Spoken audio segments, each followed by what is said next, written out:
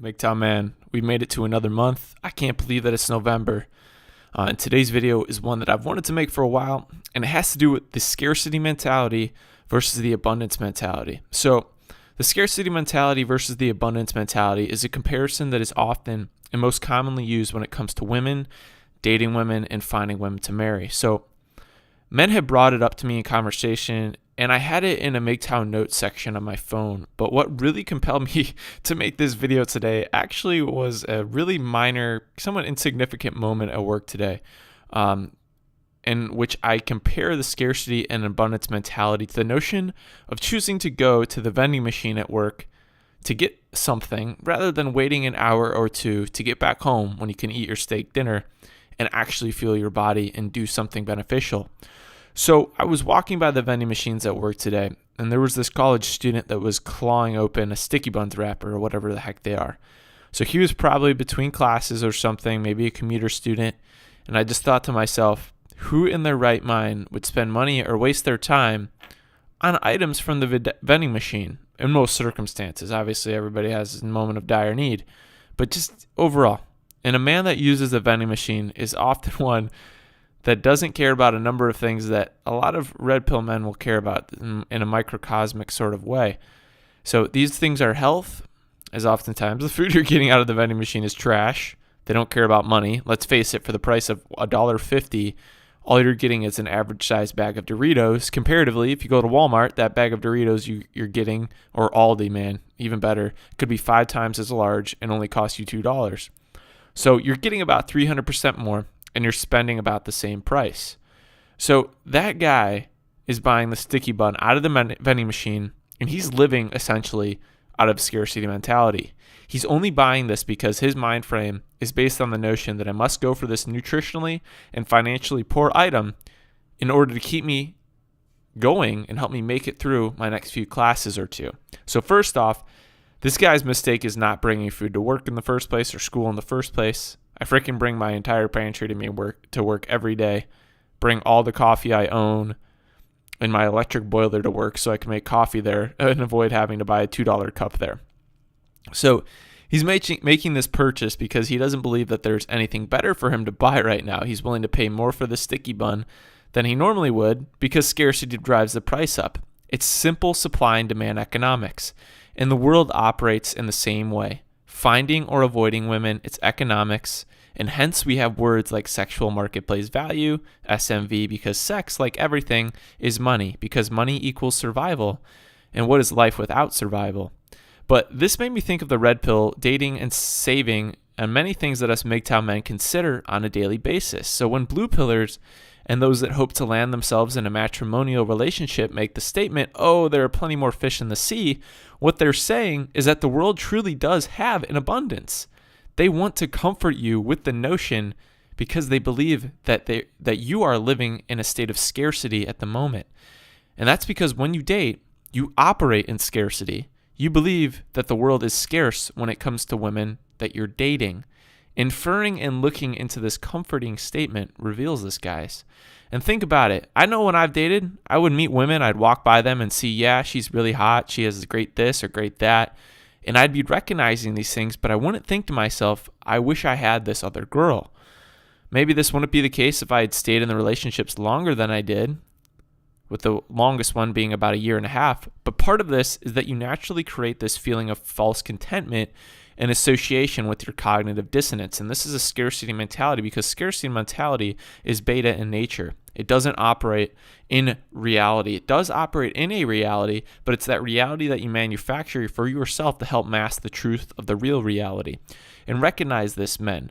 With this anecdote, I'm going to touch on a few things that express the differences between a man that takes the approach of having an abundance mentality and the man that has a scarcity mentality. So those that exhibit an abundance mentality, and I'm going to start with this first because I want you guys to understand that this is who you want to be, and these are the beliefs that you want to cultivate, not the ideas and thoughts that a person living in scarcity or constant fear would possess. So abundance essentially means that there are enough resources and successes available to be had for yourself and to share with others. And obviously this is only partially true, I believe. There are sometimes resources aren't plentiful enough to go around completely. And I think you have to be a little bit forceful in getting those things. And I don't think that there will be enough resources to continue to support the growing population throughout the world, unfortunately, as we reach and further along, bring ourselves further along towards famine and things like that. And some of these things I'm going to mention come from the Red Pill Handbook. And the first one is nonchalance and indifference. So sometimes they're arrogant, they're typically uncaring of small matters, and they replace women. So this is a abundance mentality. This is the first thing, the linchpin of an abundance mentality. And the first thing that I want to point out about this characteristic is that there is a clear connection between they are typically uncaring of small matters and the fact that they replace women. So clearly being used in conjunction with one another right here. There must be a relationship between small matters and women if you choose that. Obviously, you can end up making a woman a large matter, but usually it ends up being a large problem. And on the surface, men replace, or in the Red Pill MGTOW terms, move on from dating and having marital relationships with women because there are more options in life out there, not women, but in life. And they understand that the likelihood that their current girl is far better than the options in front of them are slim to none, because there really is, there's such a small likelihood that the current girl that you were with was actually better than other options. And this is what got me into thinking the further I got into my relationship with my ex-girlfriend, and I continued to realize that I'm only at a small college and I'm selling myself out at 22, thinking that, who I've met so far is better than what could have been afforded to me over the next decade at least. And that's called scarcity thinking. And while sometimes those small town marriages work that are based in scarcity, one of the reasons they do is that it's an extreme form of blue pill in many situations, really preaching the ignorance is bliss mentality. But mainly, it is important to you because it doesn't define you and it doesn't add to you as you are on the path to attain your goals. That's why these things are minor. That's why you brush minor things off and you brush women off in relationships.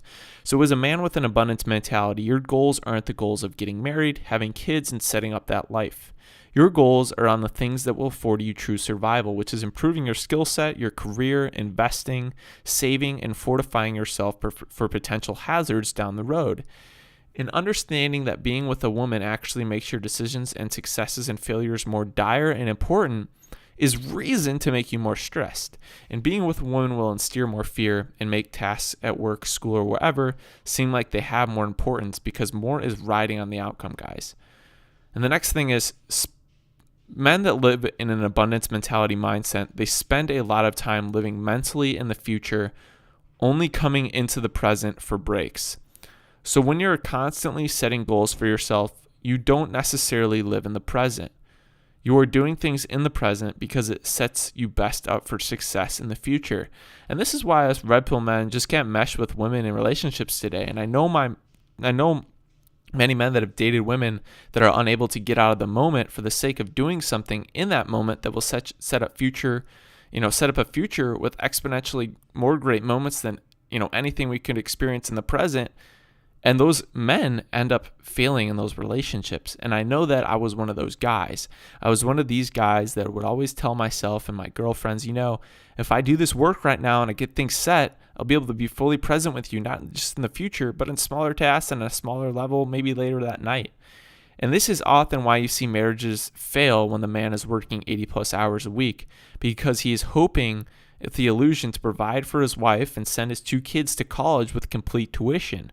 So this doesn't work because he is living a conflicted reality. He's accepting this notion of abundance and the fact that he is living mentally in the future and preparing for it and believing that success can be had, and isn't dousing the stress and doubt that he has in his mind with bad things, with fleeting things like many people do. But on the other end of things, he's living in scarcity with the mindset because, I'm living in pursuit of external validation when it becomes in the form of being married and supporting that family.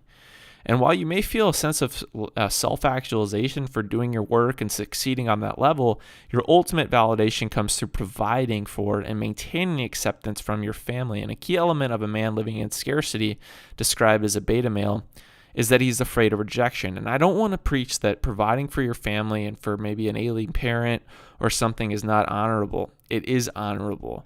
But I'm painting the picture of how there's a difference between many men that are married and many men that aren't, and how they pursue their goals. And a key element of a man living in scarcity, described as a beta male, is that he's afraid of rejection. He is not able to make the greatest amount of risk that he wants to as a result of his ties to other people and their approval of his work. He is afraid of losing something or someone. And removing the fear of losing something and someone is one of the goals of approaching life through the red pill lens and going MGTOW, at least from how I interpret the philosophy and connect it to my life. So conversely, guys, this man expects rejection from people and thus isn't afraid of it. So this is a red pill understanding that is hard to achieve, but is one of the most important things that you can instill in a son or daughter or anyone that you're serving as a mentor for. If you can instill in them that rejection is the norm and that it should be expected, then they will be less paralyzed as they go about life. Retreating into fear can be connected with fear of loss and rejection. And you want this person to be free and to be released from doubt. You want your kids to be released from that, and that's hard to achieve. And the norm is that the world is cold and that the world is rigorous, but at the same time, the world is conquerable and that you can control things that you want to control. And a lot of pickup artists and PUAs, they look at this too much from the perspective of what a man living in abundance would do around women. The PUA would say that a man living in scarcity will not make many moves on women because rejection lies on the other end. He is afraid of the friend zone and the negative emotions associated with it. On the other hand, the man in abundance will take risks and get the girl that he otherwise wouldn't because he isn't afraid of rejection and always knows that there's another option out there. And I wouldn't even dwell on this sphere and concern myself with that. Once again, this is not a PUH discussion or channel. And man, if you're going MGTOW, you aren't concerned about strategies to get women. You get yourself, you get your life straightened out, and you get your own ducks in a row, and then people will take note. And if you want them to take note and you want them to be women, that's your choice. But the most important thing is that you will be set up for yourself and for the people you actually care about. And the next thing is, what does it look like to be a man living in scarcity? So this is the scarcity beta blue pill man. So he is living in a blue pill mindset, and I've been there too. And it is also, a man, he's going to be a man that's pulled around by women. He will be pulled around by her demands because he believes that he cannot have another option. And this man is exceedingly loyal, and he is loyal to a fault. There's no confidence. He doesn't trust his own abilities. He is so loyal that he may put his own health and quality of life at risk because he doesn't value himself. He has no confidence in himself that even if he got what he needed and he got what he wanted out of life to succeed, that he still wouldn't be able to because he is not trusting in his own abilities to do what others can or cannot do. And let's take a quick excerpt from a conversation that I had with one of my dudes the other day. So we were talking about this chick that he was helping out and letting her sleep in his apartment for a few days as she was trying to figure things out. She pleaded that he let her sleep in his bed and he on the couch in the living room or wherever that was. He said no, and the reason he said no was because he felt confident in himself. He knew that if he got what he needed, then he would succeed. She, in her comfort, was not what he needed. In this situation, he needed sleep. What succeeding was to him was doing well at work. And if he got sleep, then he'd be able to maximize what he already had, which is a good mind and skills. And if he combined those two things, he would be able to succeed and fulfill what he wanted to. He trusts himself. And a man that is living in scarcity would actually interpret this woman and this opportunity as a chance for him to find a mate. And they overvalue situations with women. Okay, and he will do whatever it takes to appease her. And you may say that I'm pushing too far, but I believe that it is true. And in this case, this woman isn't even expressing any value in the man because she wanted to sleep in the bed. Whether it's with or without him, I don't know, but that's beside the point. She would be disrupting his natural pattern of sleep, bottom line, and that's all that matters.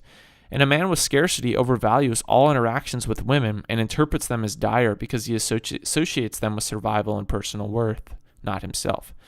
And thus, guys, a man with a scarcity mindset finds himself and sets himself up for abuse, rather. So why do you think that when you hear people discuss abusive relationships with others and they receive support, one of the most common lines is, "You are worth more than that," or "You don't deserve that"? And the reason that this is stated is because abuse is perpetuated when a person doesn't express value in themselves. Sure, sometimes the person has no control over the situation and they can't reduce that level of abuse. But most of the time they can. And when it comes to a woman abusing a man's power and control and not respecting him in any way, emotionally or physically, that meant as letting it happen most of the time. And a man always has the ball in his court. Realize this. He always has possession of the ball. And he can make a pass, take a shot, take a dribble, or take a timeout whenever he wants. The power is in his hand, and I know I've been guilty of not accepting that fact before. And he sets himself up for abuse because he believes that he has to take it from her because the alternative is being alone, and he can in no way get another woman in his life if he loses her. Thus, you resort to white knighting and blue pilling your way through the relationship. And this person is spineless and they cannot hold frame, as the author in the Red Pill Handbook states. They exude desperation and they chase women. They don't chase their dreams. And while I cringe in doing this, let's take one from Future. Chase a check. All right, don't chase that broad, man. Money gets passed around, though. It changes hands, but it doesn't necessarily get born. Only inflation and reprinting does. With women, though, they're constantly being born every day. They're more plentiful than ever. Don't sell out for a Cinnabon that you have in the work vending machine. Wait a minute, play the long game once again, and you eat your steak dinner that you have waiting at home. It'll taste way better and it'll help you way more in the long run. And a man that is living in scarcity doubts that any of this is a reality. They doubt that they'll be able to last that long and make it through the current moments, and they have to go for the Cinnabon. And then you end up sticking around in that same old town too because you don't think that you can do any better. Then when you finally move 25 years later, and realize that you're in control of painting that self-portrait or building that home as Tyler Durden's Space Monkeys were asked in the car in Fight Club, then you will be regretting it and wishing you'd lived in the red pill paradigm earlier, seeing the world in the lens of abundance. And maybe I'm wrong, and maybe you've got something to refute in today's edition. And if that's the case, please let me know in the comment section below. I do want to hear from you guys. I will look at your guys' work and get back to you as always. Thanks for watching today, and hopefully you we're able to understand the difference between scarcity and abundance, not just in the limited frame of mind, which is dating. What topics do you want me to look at, guys, and what designs do you want on those hoodies that I'm planning on getting out there for you guys? I want to get that going. I've got some guys I'm talking to about it. What would you like to see? Let me know. I'm always open to hear. Let me know at sunrisehoodie@gmail.com or on Twitter at sunrisehoodie. Guys, hoodies are up. Hoodies out.